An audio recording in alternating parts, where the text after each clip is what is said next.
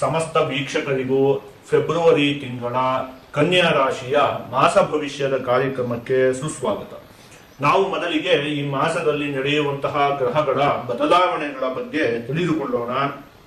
ಈ ತಿಂಗಳ 11ನೇ ತಾರೀಕಿನಂದು ಬುಧ ಗ್ರಹ, 12ನೇ ತಾರೀಕಿನಂದು ರವಿ ಗ್ರಹ ಕುಂಭ ರಾಶಿಗೆ ಪ್ರವೇಶವನ್ನು ಮಾಡ್ತಾ ಇರುವಂತದ್ದು. 27ನೇ ತಾರೀಕಿನಂದು ಬುಧ ಗ್ರಹ ಮೀನ ರಾಶಿಗೆ ಪ್ರವೇಶವನ್ನು ಮಾಡ್ತಾ ಇರುವಂತದ್ದು. ಇದಿಷ್ಟು ಕೂಡ ಈ ಮಾಸದಲ್ಲಿ ನಡೆಯುವಂತಹ ಪ್ರಮುಖವಾದ ಗ್ರಹಗಳ ಬದಲಾವಣೆ. ನಾವೀಗ ಇದನ್ನೆಲ್ಲ ಆಧರಿಸಿ ಈ ಮಾಸದಲ್ಲಿ ಕನ್ಯಾ ರಾಶಿಯವರಿಗೆ ಯಾವ ರೀತಿಯಾದಂತಹ ಫಲ ಪ್ರಾಪ್ತಿಯಾಗಲಿದೆ ಅಂತ ಹೇಳಿ ಒಂದೊಂದಾಗಿ ನೋಡ್ತಾ ಹೋಗೋಣ. ಮೊದಲನೇದಾಗಿ ಈ ಮಾಸದಲ್ಲಿ ನೀವು ಅತ್ಯಂತವಾಗಿ ಸಂತೋಷ ಪಡಬೇಕು. ಯಾಕೆ ಅಂತ ಹೇಳಿದ್ರೆ ನಿಮಗೆ ಷಷ್ಠ ಭಾವದಲ್ಲಿ ರವಿ ಗ್ರಹ, ಬುಧ ಗ್ರಹ, ಶನಿ ಗ್ರಹ ಇರುವಂತದ್ದು. ಇನ್ನು ದಶಮ ಭಾವದಲ್ಲಿ ಕುಜ ಗ್ರಹ, ನವಮ ಭಾವದಲ್ಲಿ ಬೃಹಸ್ಪತಿ ಗ್ರಹ. ಇದನ್ನೆಲ್ಲ ಅವಲೋಕನವನ್ನು ಮಾಡಿದಂತಹ ಸಂದರ್ಭದಲ್ಲಿ ಈ ಎಲ್ಲಾ ಗ್ರಹಗಳ ಒಂದು ಸಂಪೂರ್ಣವಾದ ಅನುಗ್ರಹ ಅಂತ ಹೇಳುವಂಥದ್ದು ನಿಮ್ಮ ಮೇಲಿದೆ. ಹಾಗಾಗಿ ಈ ಮಾಸ ನಿಮಗೆ ಅತ್ಯಂತ ಉತ್ತಮವಾಗಿದೆ. ಹಾಗಾಗಿ ನೀವು ಮೊದಲನೇದಾಗಿ ಸಂತೋಷ ಪಡಬೇಕು. ಇನ್ನು ಸರಳವಾಗಿ ಒಂದೇ ಒಂದು ವಾಕ್ಯದಲ್ಲಿ ಈ ಮಾಸದ ಭವಿಷ್ಯವನ್ನು ಹೇಳಬೇಕು ಅಂತ ಹೇಳಿ ಆದ್ರೆ, ಈ ಮಾಸ ಒಂದು ರೀತಿ ನಿಮಗೆ ಕಾಮಧೇನು ಅಂತ. ಕಾಮಧೇನು ಅಂತ ಹೇಳಿದ್ರೆ ಏನ್ ಹೇಳಿ, ಅದು ಒಂದು ದನ. ಅದು ಈ ದನ ಏನ್ ಮಾಡುತ್ತೆ, ಸಾಮಾನ್ಯವಾಗಿ ಹಸು ನಮಗೆ ಹಾಲನ್ನು ಕೊಡುತ್ತೆ ಈ ರೀತಿಯಾಗಿ ಅಲ್ವಾ. ಆದ್ರೆ ಅದೊಂದು ವಿಶೇಷವಾದಂತಹ ಹಸು ಕಾಮಧೇನು ಅಂತ ಹೇಳಿ. ಅದು ಕೇಳಿದ್ದೆಲ್ಲ ಕೊಡುತ್ತೆ. ಈ ಕಲ್ಪ ವೃಕ್ಷ ಎಲ್ಲ ಕೇಳಿದಿರಲ್ಲ, ಅದೊಂದು ವೃಕ್ಷ, ಅದು ನಮ್ಗೆ ಏನ್ ಕೇಳಿದ್ರು ಕೊಡುತ್ತೆ. ಆ ವೃಕ್ಷದ ಹತ್ರ ಹೋಗಿ ನಂಗೊಂದು ಮನೆ ಕೊಡು ಅಂದ್ರೆ ಕೊಡುತ್ತೆ, ಅಥವಾ ನಂಗೆ ಇನ್ನೊಂದೇನು ಬೇಕು ಕೊಡು ಅಂತ ಹೇಳಿ ಅಂದ್ರೆ ಕೊಡುತ್ತೆ. ಅದೇ ರೀತಿಯಾಗಿ ಕಾಮಧೇನು ಅಂತ ಹೇಳಿ ಅದು ಕೇಳಿದ್ದನ್ನೆಲ್ಲ ಕೊಡುವಂತದ್ದು ಅಂತ. ಆ ರೀತಿಯಾಗಿದೆ ನಿಮಗೆ ಈ ಮಾಸ. ಎಲ್ಲಾ ಗ್ರಹಗಳು ತುಂಬಾ ಚೆನ್ನಾಗಿ ಸ್ಥಿರವಾಗಿರೋದ್ರಿಂದಾಗಿ ನೀವು ಏನೇನನ್ನು ಬಯಸ್ತಿರೋ ಅದೆಲ್ಲ ನಿಮಗೆ ಈ ಮಾಸದಲ್ಲಿ ಪ್ರಾಪ್ತಿ ಆಗುತ್ತೆ. ಹಾಗಾಗಿ ಒಂದೊಂದಾಗಿ ನಾ ಏನ್ ಮತ್ತೆ ಹೇಳ್ತಾ ಹೋಗುವುದಿಲ್ಲ, ಇದರಲ್ಲಿ ಅಭಿವೃದ್ಧಿ ಆಗುತ್ತೆ, ಇದರಲ್ಲಿ ಅಭಿವೃದ್ಧಿ ಆಗುತ್ತೆ ಅಂತ ಹೇಳಿ. ಎಲ್ಲ ವಿಚಾರಕ್ಕೂ ತುಂಬಾ ಚೆನ್ನಾಗಿದೆ. ಈ ರೀತಿಯಾದಂತಹ ಸಮಯ ಸಿಗುವಂತದ್ದು ಅತ್ಯಂತ ಅಪರೂಪ. ಹಾಗಾಗಿ ನೀವು ಜೋಪಾನವಾಗೂ ಇರ್ಬೇಕು. ಯಾಕೆ ಅಂತ ಹೇಳಿ ಆದ್ರೆ ಸರಿಯಾದ ಸಮಯ ಬಂದಿದೆ ಅಂತ ಹೇಳಿ ಆದ ಪಕ್ಷದಲ್ಲಿ ಅದನ್ನ ನಾವು ಸರಿಯಾಗಿ ನಾವು ಉಪಯೋಗಿಸ್ಕೊಂಡು ಬಿಡ್ಬೇಕು. ಅದನ್ನ ಸುಮ್ಮನೆ ಹಾಳು ಮಾಡ್ಬಿಟ್ವಿ ಅಂತ ಹೇಳಿ ಆದ್ರೆ ಅದು ಸುಮ್ಮನೆ ಹಾಳಾಗಿ ಹೋಗ್ಬಿಡುತ್ತೆ. ಒಳ್ಳೆ ಸಮಯ, ಇದನ್ನ ನೀವು ಸರಿಯಾಗಿ ಉಪಯೋಗಿಸಿಕೊಳ್ಳಿ. ನೋಡಿ, ಇನ್ನು ಮಾರ್ಚ್ ಆದ್ಮೇಲೆ ಈ ಶನಿ ಗ್ರಹ ಸಪ್ತಮ ಭಾವಕ್ಕೆ ಹೋಗುತ್ತೆ. ಅದಷ್ಟೊಂದೇನು ಉತ್ತಮವಲ್ಲ. ಅದಾದ್ಮೇಲೆ ಮೇ ಆದ್ಮೇಲೆ ಈ ಬೃಹಸ್ಪತಿ ಗ್ರಹ ನಿಮಗೆ ದಶಮ ಭಾವಕ್ಕೆ ಹೋಗುತ್ತೆ. ಅದು ಕೂಡ ಉತ್ತಮವಲ್ಲ. ಹಾಗಾಗಿ ಮುಂದಿಂದೆಲ್ಲ ಅವಲೋಕನ ಅದೆಲ್ಲ ಈಗೇನು ಯೋಚನೆ ಮಾಡುವಂತಹ ಅವಶ್ಯಕತೆನೂ ಇಲ್ಲ. ಅದೆಲ್ಲ ಮುಂದೆ ಬಿಟ್ಟಾಕ್ಬಿಡೋಣ ಅಂತ, ಆಯ್ತಾ. ಅದನ್ನೆಲ್ಲ ಅದು ನೋಡಿದಂತಹ ಸಂದರ್ಭದಲ್ಲಿ ಈ ಮಾಸ ಅಂತೂ ನಿಮಗೆ ಅತ್ಯಂತ ಉತ್ತಮವಾಗಿದೆ.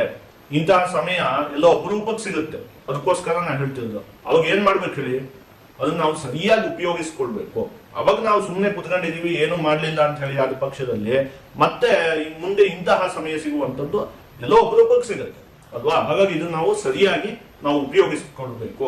ಒಟ್ಟಲ್ಲಿ ಕಾಮಧೇನುವಿನ ತರ ಇದೆ. ನೀವೇನೇನು ಬಯಸ್ತೀರೋ ಅದೆಲ್ಲ ಆಗುತ್ತೆ. ಆದಷ್ಟು ಪ್ರಯತ್ನ ಪಡಿ. ಎಲ್ಲ ವಿಚಾರದಲ್ಲಿಯೂ ನಿಮಗೆ ಯಶಸ್ಸು ಅಂತ ಹೇಳುವಂತದ್ದು ಪ್ರಾಪ್ತಿ ಆಗುತ್ತೆ. ಇನ್ನು ಈ ಮಾಸದಲ್ಲಿ ಕುಜಗ್ರಹ ದಶಮ ಭಾವದಲ್ಲಿ ಸ್ಥಿರವಾಗಿರೋದ್ರಿಂದಾಗಿ ಆ ಸಂದರ್ಭದಲ್ಲಿ ಸ್ವತಃ ಸಿದ್ಧ ಏವಾವ ತಂಸೀಯತೇಸೋ ಅಂತ ಹೇಳಿ ಹೇಳಿರುವಂಥದ್ದು. ಅಂದ್ರೆ ಇದ್ದಕ್ಕಿದ್ದ ಹಾಗೆ ಬೆಳಕಿಗೆ ಬರುವಂತಹ ಯೋಗ ಅಂತ. ಅಲ್ಲಿವರೆಗೆ ಆ ವ್ಯಕ್ತಿನ ಎಲ್ಲ ಕೂಡ ತೆಗೆದಾಕ್ಬಿಟ್ಟಿರ್ತಾರೆ. ಅವನ್ ಏನಕ್ಕೂ ಕೂಡ ಪ್ರಯೋಜನ ಇಲ್ಲ ಅಂತ.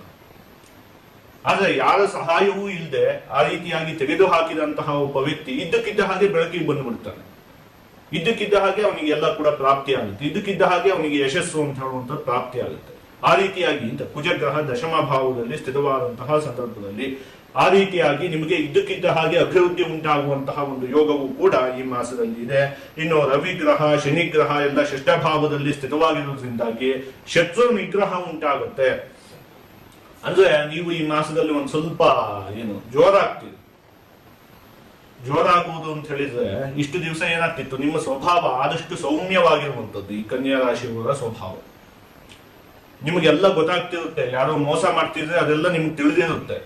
ಆದ್ರೂ ಕೂಡ ನೀವು ಸುಮ್ಮನೆ ಇರ್ತೀರಿ, ಏನು ಹೇಳೋದಕ್ಕೆ ಹೋಗುವುದಿಲ್ಲ. ನಿಮ್ಗೇನು ಗೊತ್ತಾಗುವುದಿಲ್ಲ ಅಂತಲ್ಲ, ಎಲ್ಲ ಗೊತ್ತಿರುತ್ತೆ. ಆ ವ್ಯಕ್ತಿ ಈ ತರ ಮಾಡ್ತೀಯಾನೆ, ಮೋಸ ಮಾಡ್ತೀಯಾನೆ ಅಂತ ಹೇಳಿ ಹೋಗ್ಲಿ ಬಿಡು ಅಂತ ಹೇಳಿ ಸುಮ್ಮನೆ ಇರ್ತೀರಿ. ಈ ರೀತಿಯಾದಂತಹ ಒಂದು ಸೌಮ್ಯ ಸ್ವಭಾವ. ದಡ್ರ ಅಲ್ಲ, ಎಲ್ಲ ಕೂಡ ಗೊತ್ತಿರುತ್ತೆ. ಆ ವ್ಯಕ್ತಿ ಏನೇನು ಮೋಸ ಮಾಡ್ತೀಯಾನೆ ಎಲ್ಲ ಕೂಡ ಗೊತ್ತಿದ್ರು ಕೂಡ ಸುಮ್ಮನೆ ಇರ್ತೀರಿ, ಹೋಗ್ಲಿ ಬಿಡು ಅಂತ ಹೇಳಿ. ಆ ರೀತಿಯಾದಂತಹ ಒಂದು ಸ್ವಭಾವ. ಆದ್ರೆ ಈ ಮಾಸದಲ್ಲಿ ಆ ರೀತಿ ಆಗುವುದಿಲ್ಲ. ನೀವು ಒಂದು ಸ್ವಲ್ಪ ಜೋರಾಗ್ಬಿಡ್ತೀರಿ. ಅಂದ್ರೆ ಎಲ್ಲಾ ಗ್ರಹಗಳು ಕೂಡ ಶಿಷ್ಟ ಭಾವದಲ್ಲಿ ಸ್ಥಿರವಾಗಿರೋದ್ರಿಂದಾಗಿ ಶತ್ರುಗಳಿಗೆ ಒಂದ್ಸಲ ಹೆದರಿಕೆ ಉಂಟಾಗ್ಬಿಡುತ್ತೆ.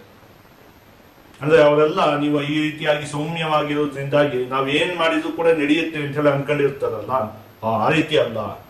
ಈ ವ್ಯಕ್ತಿಗೂ ಕೂಡ ಸಿಟ್ಟು ಬರುತ್ತೆ, ಸಿಟ್ಟು ಬಂದ್ರೆ ಸರಿಯಾಗಿ ಮಾತಾಡ್ತಾನೆ ಅಂತ ಹೇಳಿ ಗೊತ್ತಾಗುತ್ತೆ. ಆಯ್ತಾ? ಆ ರೀತಿಯಾಗಿ ಒಟ್ಟಾಗಿ ಶತ್ರುಗಳ ಒಂದು ನಿಗ್ರಹ ಅಂತ ಹೇಳುವಂತದ್ದು ಉಂಟಾಗುತ್ತೆ. ಅದಾದ್ಮೇಲೆ ನ್ಯಾಯಾಲಯದಲ್ಲಿ ಇರುವಂತಹ ವಿವಾದಗಳಲ್ಲಿಯೂ ಕೂಡ ಜಯಪ್ರಾಪ್ತಿ ಆಗುತ್ತೆ. ನ್ಯಾಯಾಲಯದಲ್ಲಿ ಏನಾದ್ರೂ ವಿವಾದಗಳೆಲ್ಲ ಇದ್ರೆ ಅದರಲ್ಲಿ ನಿಮಗೆ ಜಯಪ್ರಾಪ್ತಿ ಆಗುತ್ತೆ. ಇನ್ನು ಬುಧ ಗ್ರಹ ಅದು ನಿಮ್ಮ ಲಗ್ನಾಧಿಪತಿಯಾಗಿ ಷಷ್ಠ ಭಾವದಲ್ಲಿ ಸ್ಥಿತವಾದಂತಹ ಸಂದರ್ಭದಲ್ಲಿ ಲಗ್ನೇಶೇ ಸಹಜೇ ಷಷ್ಠೆ ಸಿಂಹತುಲ್ಯ ಪರಾಕ್ರಮಿ ಅಂತ ಹೇಳಿ ಹೇಳಿರುವಂಥದ್ದು. ಅದೇ ನಾ ಈ ಹಿಂದೆ ಯೋಚನೆ ಮಾಡಿದ್ನಲ್ಲ, ಏನು ಸಿಂಹದಷ್ಟು ಪರಾಕ್ರಮ ಉಂಟಾಗುತ್ತೆ ಅಂತ ಒಂದ್ಸಲ ಎಲ್ಲರನ್ನ ಹೆದರಿಸ್ಬಿಡ್ತೀರಿ ನೀವು ಈ ಮಾಸದಲ್ಲಿ. ಆಯ್ತಾ? ಆ ರೀತಿಯ ಇನ್ನು ಬುಧ ಗ್ರಹ ಷಷ್ಠ ಭಾವದಲ್ಲಿ ಸ್ಥಿತವಾದಂತಹ ಸಂದರ್ಭದಲ್ಲಿ ಧಾನ್ಯ ಲಾಭಂ, ಧನಲಾಭಂ, ಪುತ್ರಲಾಭಂ, ಯಶೋ ಧೃತಿ, ವಿದ್ಯಾ ವಿನೋದ ಧರ್ಮಂಚ ಷಷ್ಠ ಸ್ಥಾನಗತೆ ಬುಧೆ ಅಂತ ಹೇಳಿ ಹೇಳಿರುವಂಥದ್ದು. ಏನು ಅನೇಕ ವಿಷಯಗಳಲ್ಲೆಲ್ಲ ಲಾಭ ಉಂಟಾಗುತ್ತೆ, ಧನ ಲಾಭ ಇತ್ಯಾದಿಯಾಗಿ ಎಲ್ಲ ಲಾಭಗಳು ಕೂಡ ಉಂಟಾಗುತ್ತೆ. ವಿದ್ಯಾ ವಿನೋದ ಧರ್ಮಂಚ ವಿದ್ಯಾರ್ಥಿಗಳಿಗಂತೂ ಈ ಮಾಸ ಅತ್ಯಂತ ಉತ್ತಮವಾಗಿದೆ. ಇನ್ನು ಅರ್ಧಕ್ಕೆ ನಿಂತು ಹೋಗಿದ್ದಂತಹ ಕೆಲವೊಂದಷ್ಟು ಕೆಲಸಗಳು ಮುಂದುವರಿಯುವುದಕ್ಕೆ ಈ ಮಾಸದಲ್ಲಿ ಅವಕಾಶ ಇದೆ. ದೇವತಾ ಕಾರ್ಯಗಳಿಂದ ನಿಮ್ಮ ಮನಸ್ಸಿಗೆ ಒಂದಷ್ಟು ನೆಮ್ಮದಿ ಪ್ರಾಪ್ತಿ ಆಗುತ್ತೆ, ಒಂದಷ್ಟು ಆಧ್ಯಾತ್ಮಿಕ ವಿಷಯಗಳಲ್ಲಿ ನಿಮಗೆ ಆಸಕ್ತಿ ಆಗುತ್ತೆ, ಒಂದಷ್ಟು ಧಾರ್ಮಿಕ ಕಾರ್ಯಗಳನ್ನೆಲ್ಲ ನಡೆಸ್ತೀರಿ, ಅದರಿಂದ ನಿಮ್ಮ ಮನಸ್ಸಿಗೆ ನೆಮ್ಮದಿ ಅಂತ ಹೇಳುವಂಥದ್ದು ಪ್ರಾಪ್ತಿಯಾಗುತ್ತೆ.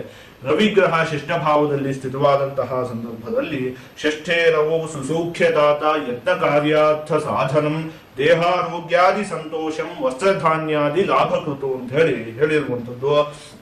ಮನಸ್ಸಿಗೆ ಒಂದು ನೆಮ್ಮದಿ ಅಂತ ಹೇಳುವಂಥದ್ದು ಪ್ರಾಪ್ತಿಯಾಗುತ್ತೆ. ಅದಾದ್ಮೇಲೆ ಯತ್ನ ಕಾರ್ಯಾರ್ಥ ಸಾಧನಂ, ನೀವು ಯಾವುದೇ ಕೆಲಸಕ್ಕೆ ಕೈ ಹಾಕಿದ್ರೂ ಕೂಡ ಅದರಲ್ಲೆಲ್ಲ ನಿಮಗೆ ಯಶಸ್ಸು ಅಂತ ಹೇಳುವಂಥದ್ದು ಪ್ರಾಪ್ತಿಯಾಗುತ್ತೆ. ನಾನು ಈ ಹಿಂದೆ ಯೋಚನೆ ಮಾಡಿದ್ನಲ್ಲ, ಈ ಮಾಸ ನಿಮಗೆ ಕಾಮಧೇನುವಿನ ತರ ಇದೆ.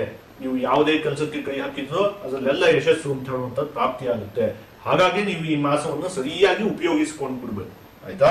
ಅದಾದ್ಮೇಲೆ ದೇಹಾರೋಗ್ಯಾದಿ ಸಂತೋಷ, ಆರೋಗ್ಯದ ವಿಚಾರದಲ್ಲಿಯೂ ಕೂಡ ನಿಮಗೆ ಅತ್ಯಂತ ಉತ್ತಮವಾಗಿದೆ. ಇದಿಷ್ಟು ಕೂಡ ನಿಮಗೆ ಈ ಮಾಸದಲ್ಲಿ ಪ್ರಾಪ್ತಿಯಾಗುವಂತಹ ಫಲಗಳು. ಈಗ ಇದನ್ನೆಲ್ಲ ಒಟ್ಟುಗೂಡಿಸಿ ಒಂದೊಂದೇ ವಿಚಾರದಲ್ಲಿ ಈ ಮಾಸದಲ್ಲಿ ಯಾವ ರೀತಿಯಾದಂತಹ ಫಲ ಪ್ರಾಪ್ತಿಯಾಗಲಿದೆ ಅಂತ ಹೇಳಿ ನೋಡ್ತಾ ಹೋಗೋಣ. ಆರೋಗ್ಯಕ್ಕೆ ಸಂಬಂಧಪಟ್ಟಿರುವಂತಹ ವಿಚಾರದಲ್ಲಿ ಕುಟುಂಬ, ವಿದ್ಯೆ, ಹಣಕಾಸು, ಉದ್ಯೋಗ ಎಲ್ಲ ವಿಚಾರದಲ್ಲಿಯೂ ಕೂಡ ಈ ಮಾಸ ಅತ್ಯಂತ ಉತ್ತಮವಾಗಿದೆ.